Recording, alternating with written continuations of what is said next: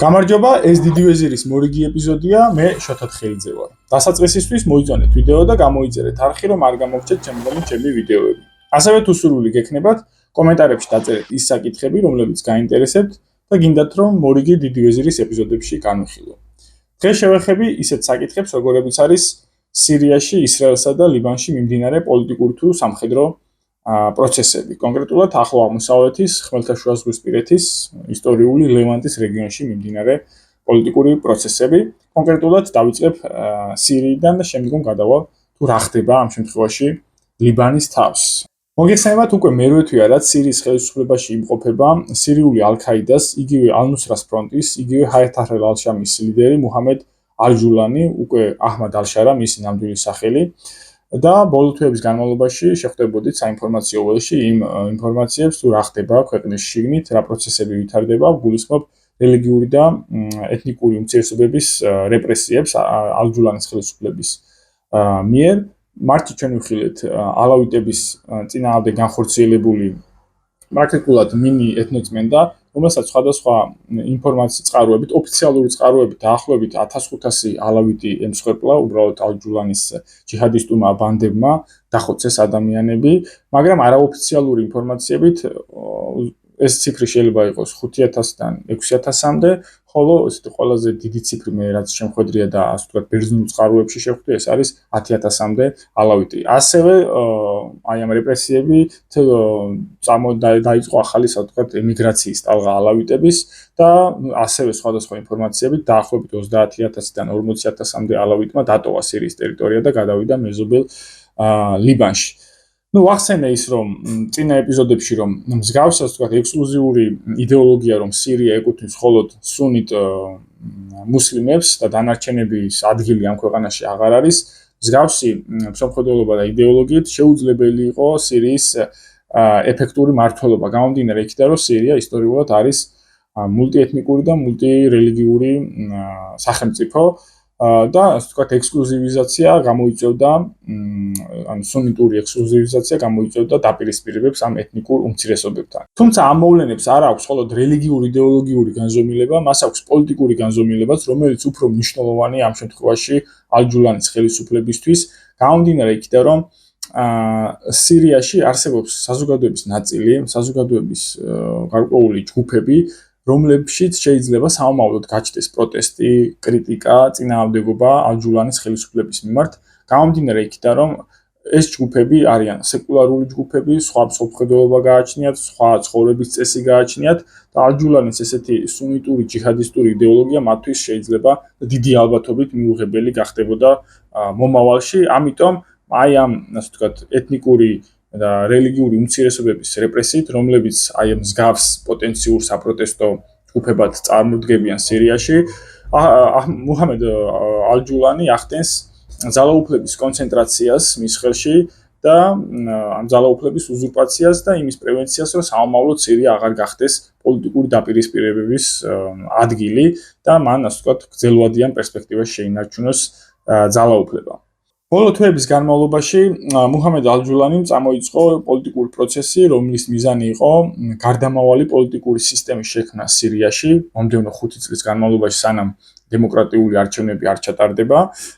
მარტის დასაწყისში მან შექმნა კომისია გარდამავალი კონსტიტუციის შექმნისთვის და სულ რაღაც 10-11 დღეში ეს კონსტიტუცია უკვე მზად იყო, ესეც ცოტა ესეთი ნახევრად კურიოზული მოვლენა და ამ კონსტიტუციის მიხედვით პრაქტიკულად შეიძლება ვთქვათ, რომ თქმის აბსოლუტური ძალაუფლება გადადის მუჰამედ ალ-ჯულანის ხელში, იგივე აჰმად ალ-შარას ხელში.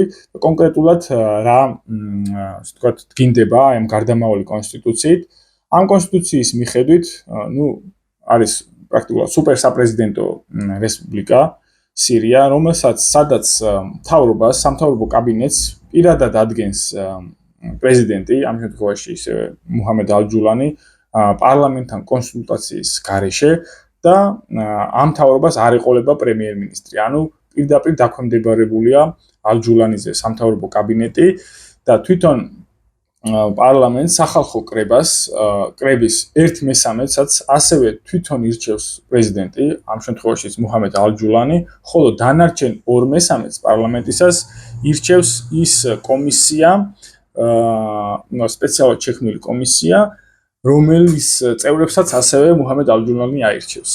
ასევე პრეზიდენტი აირჩევს უზენაესი სასამართლოს მოსამართლეებს და პრეზიდენტს ექნება, ასე ვთქვათ, ექსკლუზიური უფლება გამოაცხადოს საგანგებო მდგომარეობა, საომარი მდგომარეობა და სხვადასხვა, ასე ვთქვათ, ძალაუფლებრივი ინსტრუმენტები გადადის მის ხელში. შეიძლება ვთქვათ, რომ ეს არის მონარქიული საპრეზიდენტო რესპუბლიკა, სადაც არ არსებობს ეგრეთ წოდებულ check and balance, ანუ ძალაუფლების შტოებს შორის ბალანსის პრიმატი. ამ გარდამავალი კონსტიტუციით სახელმწიფო სამართალს განსაზღვრავს ისლამური კანონი, იგივე შარიათი, თუმცა რჩება გარკვეულწილად სიტყვის, გამოხატვის და რელიგიის თავისუფლებები, თუმცა ამ რელიგიის თავისუფლებაში არის ჩადებული ერთი მნიშვნელოვანი ელემენტი, სადაც კონსტიტუცია აღიარებს მხოლოდ ღვთიურ რელიგიებს, ხოლო ისლამში ღვთიურ რელიგიებად არ მიიჩნევა ისლამური სექტები, იგივე ალავიტური სექტა და იგივე დრუზების სექტა. ანუ კონსტიტუცია გარკვეულწილად ზედაპირულად მრავალფეროვნებას აღიარებს, თუმცა რეალურად მაინც ახდენს, ასე ვთქვათ, გარიყვას სხვადასხვა რელიგიური ჯგუფების ქვეყნის სირიული საზოგადოებიდან. აქვე მნიშვნელოვანია ქვეყნის სიმბოლიკების ცვლილებაც დროშისა და გერბის. პირველ შემთხვევაში, თუ აქამდე სირიის დროშა იყო სამფეროვანი, შავი, თეთრი, წითელი, ორი მწვანე ვარსკვლავით, დღეს ის ასევე სამფეროვანი იქნება, ოღონდ შავი, თეთრი, მწვანე და სამი წითელი ვარსკვლავით და აქაც მნიშვნელოვანია ის, რომ ეს დროშა გამოიყენებოდა მაშინ, როდესაც სირია იყო საფრანგეთის სამანდატო პირველი მსოფლიო ომის შემდგომ, პრაქტიკულად მეორე მსოფლიო ომის დასასრულამდე და ქვეყანა იყო ნახევრად კოლონია, იყო პროტექტორატი ქვეყანა საფრანგეთის, არ გააჩნდა მისი სუვერენულობა და იყო დაქვემდებარებული მაშინ საფრანგეთის იმპერიაზე და დღესაც ესეც პრაქტიკულად პოლიტიკურად სიმბოლურია, გამომდინარე იქიდან, რომ დღევანდელმა სირიამ შეიძლება ვთქვათ, რომ დაკარგა მისი სუვერენულობა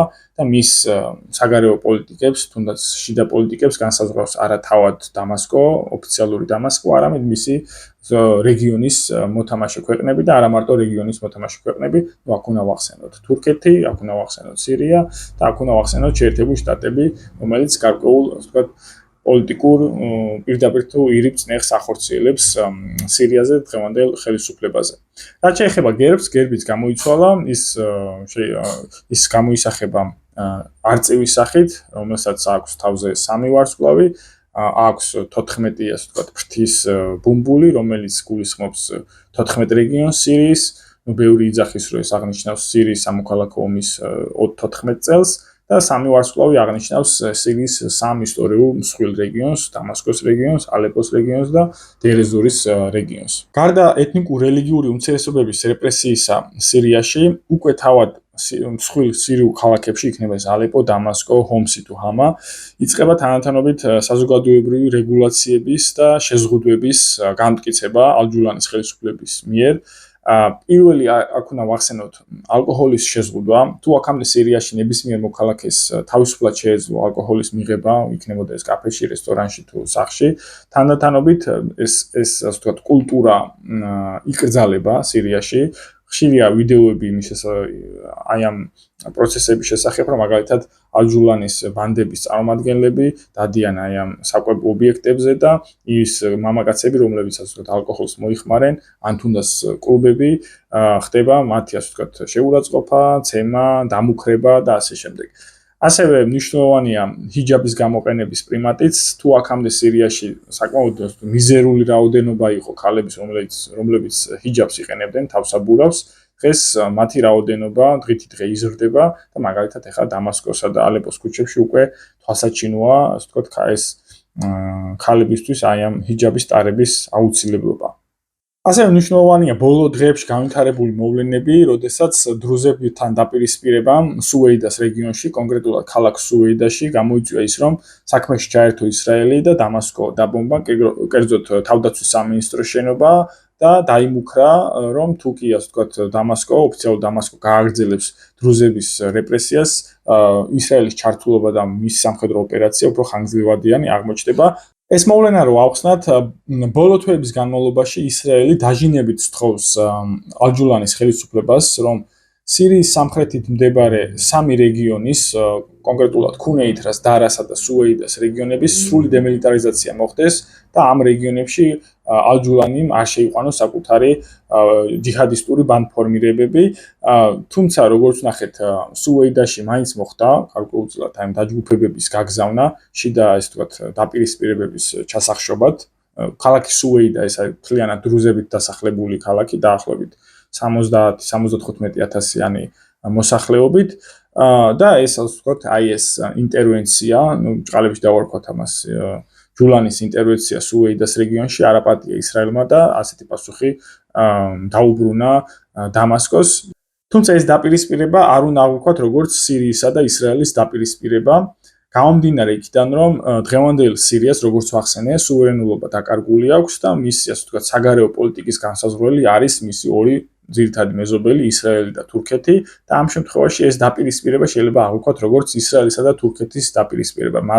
მათი მხრიდან ძალის პროექცირების ასე ვთქვათ კონკურენცია.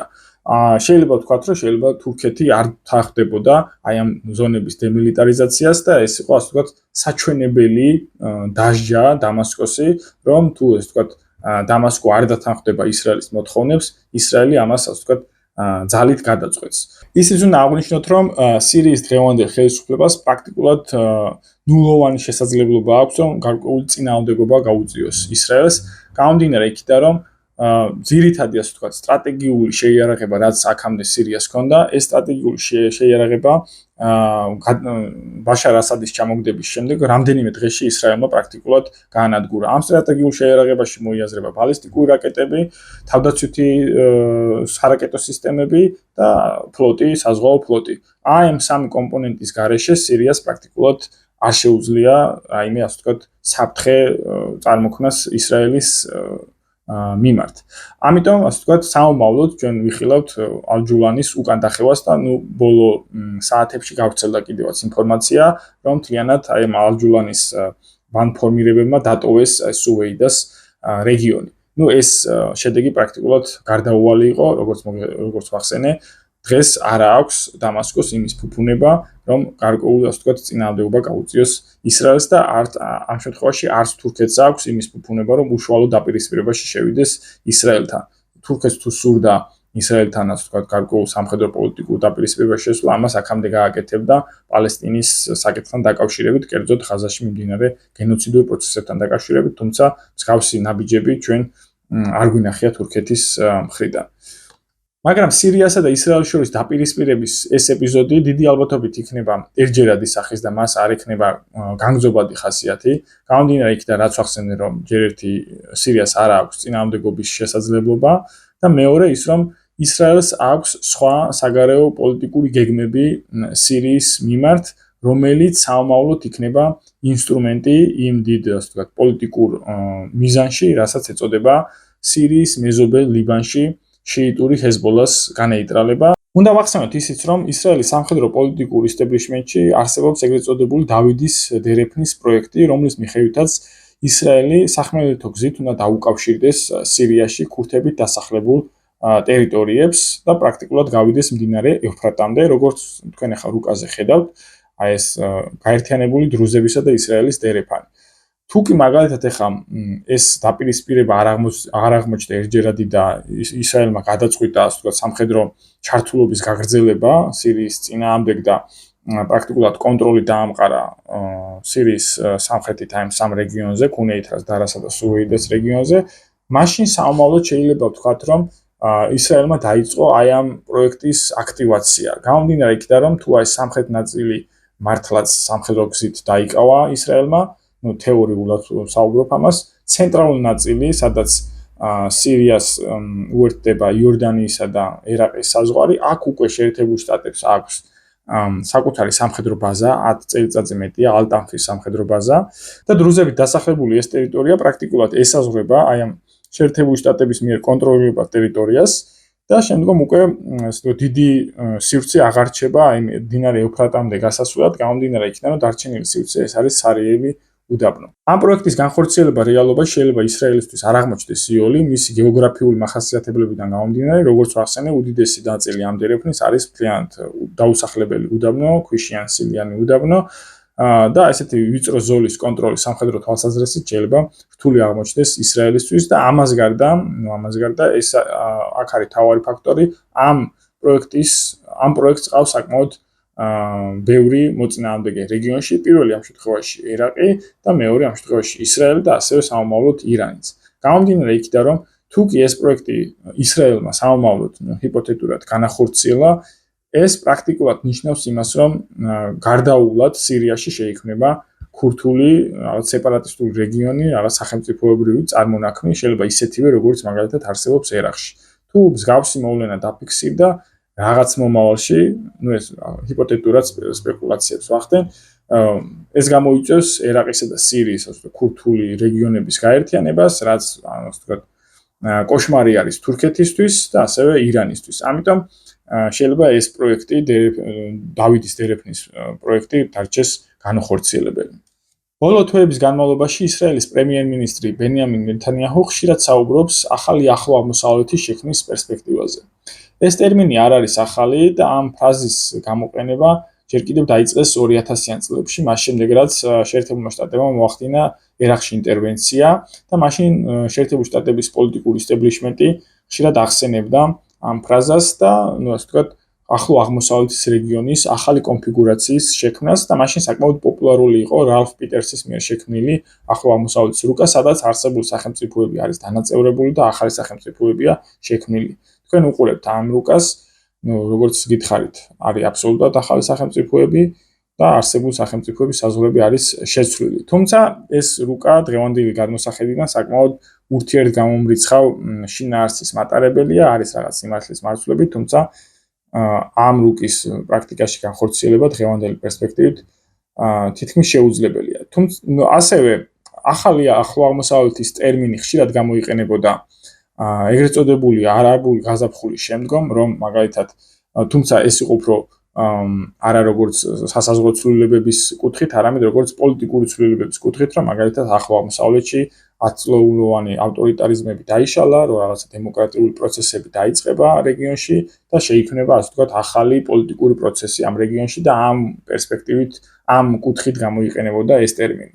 მაგრამ როდესაც ბენიამინ ნეთანიაჰუ ახსენებს ახალ ახლო აღმოსავლეთს, ის დიდი ალბათობით გულისხმობს ახალ სასაზღვრო მოცემულობას რეგიონში. და რა იგულისხმება აქ?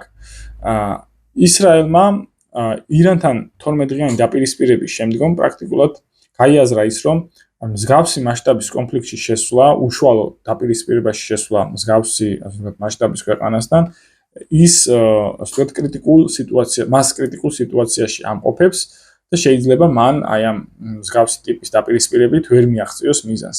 ამიტომ მისი ორიენტირი საომავლოდ სავარაუდოდ იქნება ისევ ასე ვთქვათ ის პროქსი ძალების საბოლოოდ განადგურება, რომელიც აფილირდებიან ირანთან. ამ შემთხვევაში პირველი არის ჰეზბოლა და შემდგომ არის ჰუსიტები. და ამ შემთხვევაში ჩვენ ვისაუბრებთ ჰეზბოლაზე. და რა ასე ვთქვათ პოლიტიკური პროცესები მიმდინარეობს კულუარებში. ამ კუთხით საკმაოდ აქტიურია შეერთებული შტატების ელჩი თურქეთში და სპეციალური წარმომადგენელი სირიაში ტომ ბარაკი. მას პრაქტიკულად დავალებული აქვს სირიის მეზობელ ბეირუთში პოლიტიკური პროცესების მართვა. ის ხშირად ჩადის დედაქალაქ ბეირუთში და ხვდება პრეზიდენტ ჯოზეფ აუნს და მისი მთავარი მოთხოვნა პრეზიდენტ აუნთან არის ჰეზბოლას განიარაღება, რომ ჰეზბოლამ დაყაროს იარაღი, შეწყვიტოს წინააღმდეგობა და სხვადასხვა ფორმებით მოხდეს მათი პოლიტიკურ პროცესში ჩართვა. მან ერთ-ერთ ბოლო ინტერვიუში ისიც კი ახსენა, რომ ეხლა არის ის მომენტი, რომელიც აუცილებლად უნდა გამოიყენოს ლიბანის ხელისუფლებამ და საბოლოოდ განაიარაღოს ჰეზბოლა და ასევე დაალაგოს ურთიერთობები მის მეზობელ სირიასთან და ისრაელთან. ანუ პრაქტიკულად ბარაკი აიუნს თხოვს, რომ მოხდეს ისრაელთან ურთიერთობების ნორმალიზება და ლიბანი შეუერთდეს აბრაამის შეთანხმებებს. თუმცა თუ ჰეზბოლას წინააღმდეგობა არ განეიტრალდა, მსგავსი ნაბიჯის გადადგმა ბეირუთში ხელისუფლების მიერ, ჯოზეფ აიუნის მიერ პრაქტიკულად წარმოუდგენელია. და ბარაკმა პრაქტიკულად დაიმუქრა კიდევაც, თუ ამ მომენტს ლიბანი არ გამოიყენებს, ლიბანის ხელისუფლება, ის შეიძლება საომავლოდ კვლავ გახდეს ბილად ალ-შამი. ეს ტერმინი არის ნიშნავს დიდ სირიას. მოგეხსენებათ, ისტორიულად ლიბანი იყო სირიის ნაწილი და ლიბანი გამოიყო შემდგომ სირიას. და ასევე ისიც აღნიშნა, რომ თუ ამ მომენტს არ გამოიყენებს ლიბანი, მაშინ ლიბანის მომავალს გადაწყვეტენ მისი მეზობლები. ამ პოლიტიკური მოლაპარაკებების პარალელურად ლიბანის ხელისუფლებაზე ზეწოლის გასაძლიერებლად არაფორმალურად სოციმედია პლატფორმებზე გავრცელდა ლიბანის რუკა, სადაც ლიბანის სამომავლოდ არის დანაწევრებული და ასევე გავრცელდა ინფორმაცია, რომ აჰმედ ალ-შარამ ისრაელს გოლანის აღიარებისთვის, რომ ასე ვთქვათ, გოლანი სამუდამოდ გადასცეს ისრაელს და სირიამ აღიაროს ის როგორც ისრაელის ტერიტორია, აი ამ ქმედების სანაცვლოდ ალ-ჯულანი მოთხოვა ლიბანის ჩრდილოეთ ნაწილი, კონკრეტულად ქალაქი ტრიპოლი. ქალაქი ტრიპოლი არის ლიბანში მეორე ქალაქი და არის სუნიტური ქალაქი და ასევე აი ამ რუკაზეც ჩანს ლიბანის როგორც ჩრდილოეთი, ასევე მისი აღმოსავლეთ ნაწილი, ეგრეთ წოდებული ბექას ველი.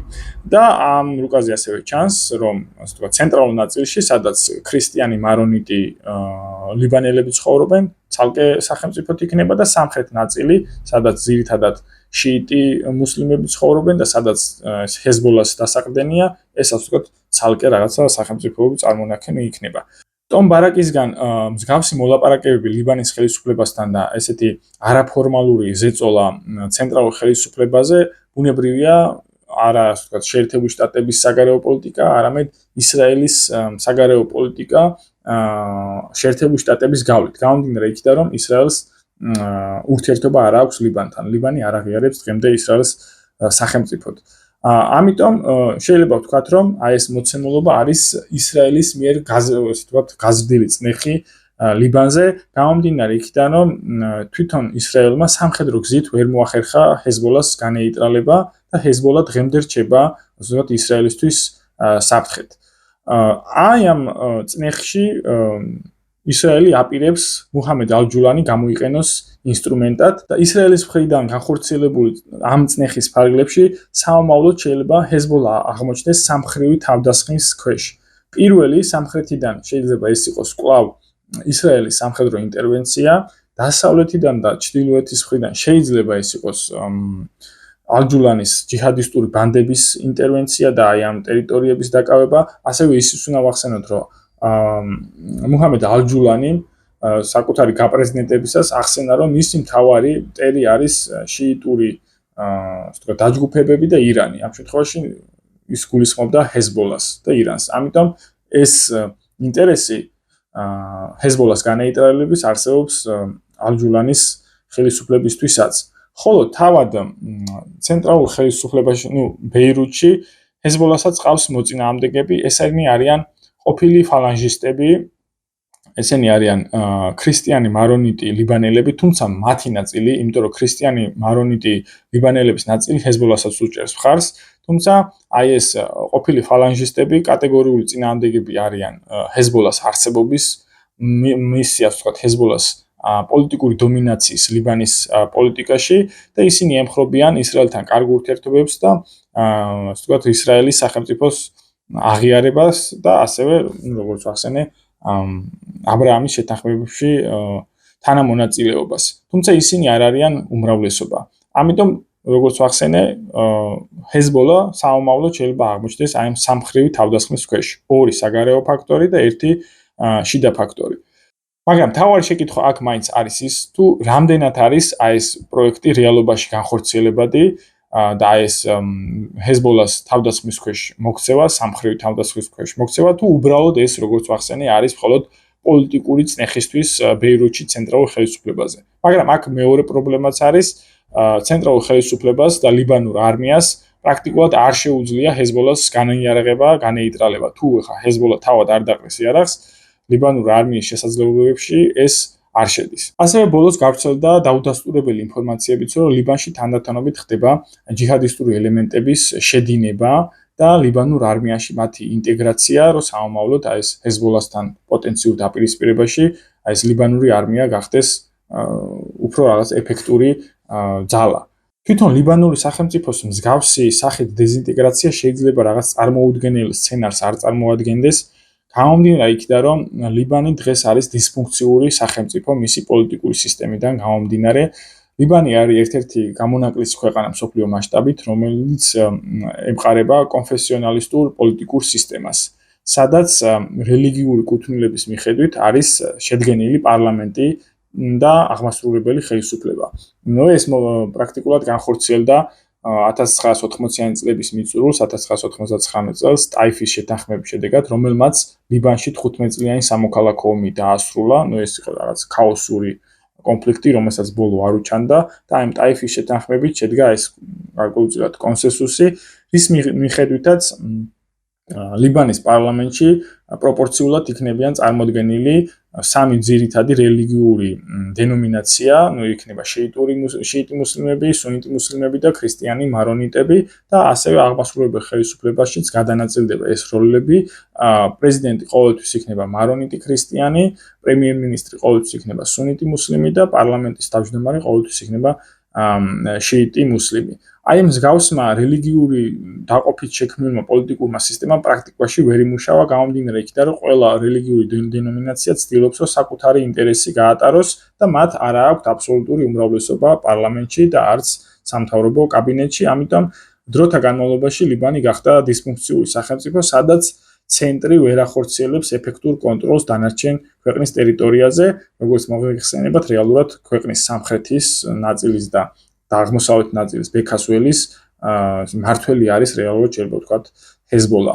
ასევე ცენტრს პრაქტიკულად მოწყვეტილია ეს მისი ჩრდილოეთ ნაწილი, ეს ტრიპოლის ნაწილი, სადაც სუნიტი მუსლიმები ცხოვრობენ და ამ ტრიპოლიში საკმაოდ თანამშრომლობით უკვე ეფექტური ხდება თურქული რბილი ძალა, სადაც მუშაობს ეგრეთ თურქეთის თანამშრომლობისა და კოორდინაციის სააგენტო, რომელიც აფინანსებს სხვადასხვა სოციალურ პროექტებს და ბოლოს ასე ვთქვათ რაღაც პოლიტიკურ პროცესშიც გადაიზარდა თურქული ჩართულობა აი ამ ლიბანის ჩრდილოეთში.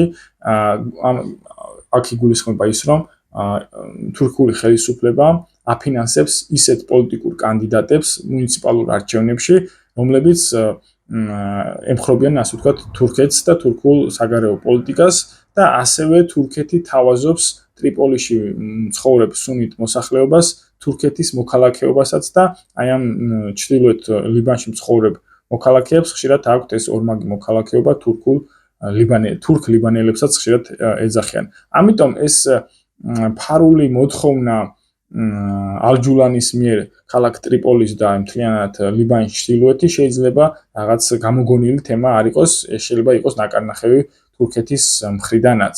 თუკი ლიბანის დეზინტეგრაციის აქტივაციის გეგმა მართლაც დაიწყო და ჰეზბოლაზე მოხდა ეს სამხრივი თავდასხმა, როგორც ვახსენე, ცალკე სირიიდან, ცალკე ისრაელიდან, ცალკე თვითონ ლიბანიდან ყოფილი ფალანჟისტების მხრიდან, მაშინ ჰეზბოლა პრაქტიკულად რჩება ამ შემთხვევაში ამ დაპირისპირებაში უშანსოდ და აქ დგება უკვე ირანის ჩართულობის საკითხი. თუ აი ეს პროცესები მართლაც განვითარდა, ეს ჰიპოთეტური სურათი, მაშინ რას მოიმოქმედებს ირანი, ის ასე ვთქვათ გადაწყვეტს მის დახმარებას, ჰეზბოლას დახმარებას, თუ ასე ვთქვათ იქნება ასე ვთქვათ პასიური მეთვალყურე ამ პროცესების და სამომავლოდ, ესეც ჰიპოთეტურად, თუ აი ეს პატარა ტერიტორიაზე აღმოჩნდნენ შიიტი მუსლიმები ჰეზბოლას ხელმძღვანელობით, მათი ასე ვთქვათ ისინი აღმოჩნდებიან დაახლოებით იმავე მდგომარეობაში, რამ მდგომარეობაშიც არიან დღეს ალავიტური უმცირესობა სირიაში და ისინი იქნებიან მუდმივი რეპრესიების ქვეშ აი ამ ძალების მხრიდან, რომელიც ადრე თუ გვიან სამომავლოდ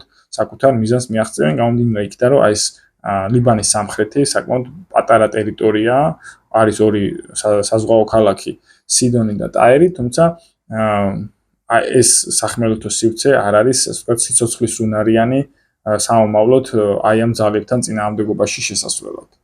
დღეისათვის სულ ეს იყო, შეგახსენებთ, რომ მოიწონოთ ვიდეო და გამოიწეროთ არხი, ასევე თუ სურვილი გექნებათ, დაწეროთ კომენტარები თუ რა საკითხის განხილვა გსურთ დიდი ვეზირის მორიგ ეპიზოდებში. ეს დიდი ვეზირი იყო, მე შოთა თხელიძე ვარ, დროებით.